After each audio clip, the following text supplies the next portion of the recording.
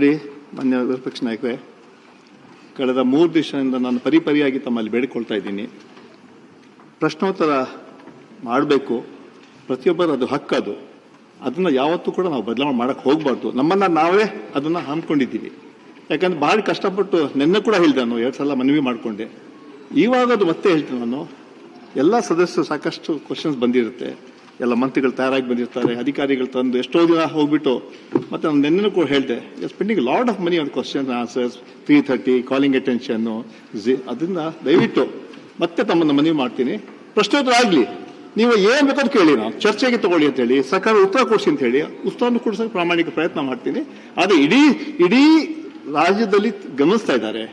ಎಲ್ಲ ಬೆಳಿಗ್ಗೆ ನನಗೆ ನಿನ್ನೆ ಸಾಯಂಕಾಲ ಬೆಳಿಗ್ಗೆವರೆಗೂ 100 ಕರೆ ಬಂತು. ಕೆಲವರು ನಮ್ಮಲ್ಲಿ ಬೇಜಾರು ಪಡ್ಕೊಂಡ್ರು, ನೀವು ಯಾಕೆ ವಿರೋಧ ಪಕ್ಷದ ಮಾತಾಡ್ತಾ ಇಲ್ಲ, ಯಾಕೆ ಹಿಂಗ್ ನಡೀತಾ ಇದೆ, ಬರ ಇದೆ, ನೀರಿನ ಸಮಸ್ಯೆ ಇದೆ, ಹಲವಾರು ವಿಚಾರಗಳು ಚರ್ಚೆ ಮಾಡಬೇಕಾಗ್ತದೆ. ಈ ಹಿರಿಯರ ಸದನ ಈ ಸದನದಲ್ಲಿ ಯಾಕೆ ಹಿಂಗೆ ಆಗ್ತಾ ಇದೆ ಅಂತ ಹೇಳೋ ಮಾತನ್ನ ನನ್ಗೆ ಹೇಳ್ತಾ ಇದ್ದಾರೆ. ಆ ಕನ್ವೆ ಕೂಡ ಮಾಡಕ್ಕೆ ಹೇಳ್ತಾ ಎಷ್ಟೋ ಸಾಹಿತಿಗಳು ಫೋನ್ ಮಾಡಿದ್ರು ನನಗೆ. ನಾನು ಹೇಳಿದೆ, ನಾನು ಪ್ರಾಮಾಣಿಕ ಪ್ರಯತ್ನ ಮಾಡಿ ಇವತ್ತು ಕೂಡ ಮಾಡ್ತೀನಿ, ಇವತ್ತು ವಿರೋಧ ಪಕ್ಷದವ್ರನ್ನ ಮಾತಾಡ್ತೀನಿ ಹೇಳಂತ ಮಾತು ಕೂಡ ಹೇಳಿದೆ. ಮತ್ತೆ ತಮಗೆ ನಾನು ಮನವಿ ಮಾಡ್ಕೊಳ್ತಾ ಇದ್ದೀನಿ, ದಯವಿಟ್ಟು ಅವಕಾಶ ಮಾಡಿಕೊಡಿ. ಕ್ವಶನ್ಸ್ ಆಗ್ಬಿಡ್ಲಿ, ಅದಾದ್ಮೇಲೆ ನೀವೇನು ಕೇಳ್ತೀರಾ ಚರ್ಚೆ ಮಾಡಕ್ಕೆ ಅವಕಾಶ ಕೊಡ್ತೀನಿ. ನಮ್ಮಲ್ಲಿ ಯಾವುದು ಕೂಡ ಅವಕಾಶ ಮಾಡದೆ ಅಂತ ಇಲ್ಲ. ಎಲ್ಲ ಮಂತ್ರಿಗಳು ಸರಿಯಾಗಿ ಬಂದಿದ್ದಾರೆ. ನಮ್ಮ ಹೊಸ ಪಾರ್ಲಿಮೆಂಟರಿ ಅಫೇರ್ಸ್ ಮಿನಿಸ್ಟರ್ ಕೂಡ ಇವತ್ತು ಬಂದಿದ್ದಾರೆ. ನೀವು ಕೇಳೋ ಪ್ರಶ್ನೆಗೆಲ್ಲ ಅವರು ಉತ್ತರ ಕೊಡ್ತಾರೆ. ಅದರಿಂದ ತಾವು ಅವಕಾಶ ಮಾಡ್ಕೊಬೇಕು ಕೊಡ್ತಾ ಇದ್ದೀನಿ. ತಮ್ಮ ಮನವಿ 3 ದಿವಸಗಳಿಂದನೂ ನಾನು ಕೇಳ್ತಾ ಇದ್ದೇನೆ. ಈಗ ನಮ್ಮದು ಒಂದು ಸಣ್ಣ ಮನವಿ. ಆಮೇಲೆ ನಾನು ಒಂದು ಹೇಳ್ತೇನೆ, ತಾವು ಕೇಳಿದ್ರಿ ವಿರೋಧ ಪಕ್ಷಗಳು ಯಾಕೆ ಇಷ್ಟು ಹಠ ಮಾಡ್ತೀವಿ ಅಂತ ಹೇಳಿ ಜನ ಕೇಳ್ತಿದ್ದಾರೆ ಅಂತ ತಾವು ಕೇಳಿದ್ರಿ. ಸರ್ಕಾರ ಈ ಒಂದು ವಿಚಾರಕ್ಕಾಗಿ ಇಷ್ಟೊಂದು ಹಠ ಮಾಡ್ತಿದೆಯಲ್ಲ ಯಾಕೆ ಅಂತ ಜನ ನಮ್ಮನ್ನು ಕೇಳ್ತಿದಾರಲ್ಲ, ನಮ್ಮನ್ನು ಕೇಳ್ತಿದ್ದಾರೆ ಯಾಕೆ. ಇವತ್ತು ನಿನ್ನೆಯಿಂದ ನೋಡ್ತಾ ಇದ್ದೇವೆ ನಾವು. ಇದು ಕೇಳಿದ್ದು ಒಂದು, ಇದಕ್ಕೆ ಚರ್ಚೆ ಅಥವಾ ಇದು ಬೇಕಿಲ್ಲ ಅಂತ ನಾವು ಹೇಳಿದ್ವಿ. ಯಾಕೆ ಹೇಳಿದ್ವಿ ಅಂದ್ರೆ, ಇದು ಚರ್ಚೆ ಆಗಿ ಮಾನ್ಯ ಸಚಿವರು ರಾಜೀನಾಮೆ ಕೊಟ್ಟು ಅದರಿಂದಾಗಿ ಜೈಲಿಗೆ ಹೋಗಿ ಅಲ್ಲಿಂದ ಬೇಲ್ ಮೇಲೆ ಒಳಗಡೆ ಬಂದಿದ್ದಾರೆ ಹೊರತು ಬೇರೆ ಏನೂ ಆಗಿಲ್ಲ. ನಾಗೇಂದ್ರ ಅವರ ಬಗ್ಗೆ ನಮಗೂ ಗೌರವ ಇದೆ. ಆಮೇಲೆ ಅವರು ಈಗ ನಾನು ಹೇಳ್ತೀನಿ, ಇದೆಲ್ಲ ಚರ್ಚೆ ಮಾಡಕ್ಕೆ ಅವಕಾಶ ಮಾಡಿಕೊಡ್ತೀವಲ್ಲ ನಾನು. ಅಲ್ಲ, ನೀವು ಏನ್ ಇವತ್ತು ಹೇಳ್ತಾ ಇದ್ದೀರಾ? ನಾನು 2 ಮಾತು ಹೇಳ್ತೇನೆ, ಆಮೇಲೆ ಕೇಳಿ. ನಮ್ಗೆ ಅವರು ವೈಯಕ್ತಿಕವಾಗಿ ಅವರ ಬಗ್ಗೆ ನಮಗೇನು ಇಲ್ಲ. ಆದ್ರೆ ಇವತ್ತು ದಲಿತರು ಅಂತ ನಮ್ಮನ್ನ ಟಾರ್ಗೆಟ್ ಮಾಡ್ತಿದ್ದಾರೆ ಅಂತ ನಿನ್ನೆಲ್ಲ ಹೇಳ್ಕೊಂಡಿದ್ದಾರೆ.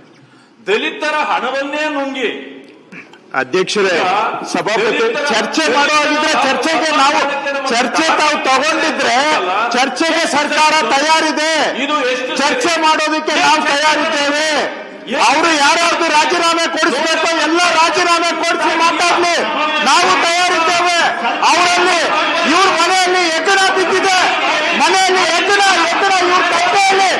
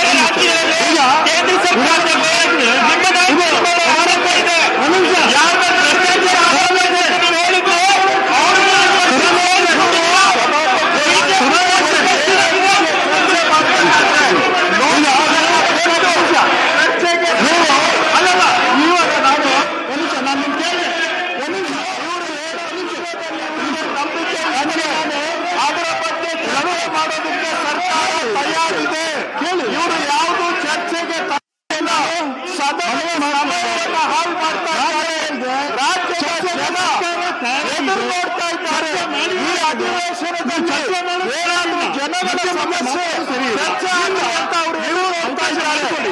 ಜನಗಳ ಸಮಸ್ಯೆ ಚರ್ಚೆ ಮಾಡೋದು ಬಿಟ್ಟು ಸದನವನ್ನ ಹಾಳುಗೆಡವಿ